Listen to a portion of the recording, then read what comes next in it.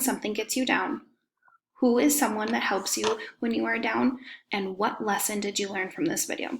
So you're going to watch this video, and then you're going to click where I have highlighted. It says watch the video and go to the Padlet here and answer each of these questions. So you just click here. Again, the questions are up in the title for you if you forgot what they were. I would have forgot what they were. I have an example for you here. To add your own comment, all you need to do is push that plus button.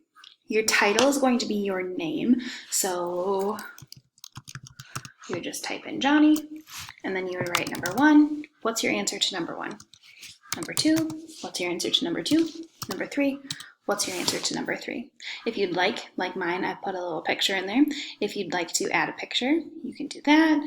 If you want something from Google, you can add it there. If you have a link or anything like that, maybe a helpful calm down tool that you utilized that you want to share to the class, that's where you can add it there.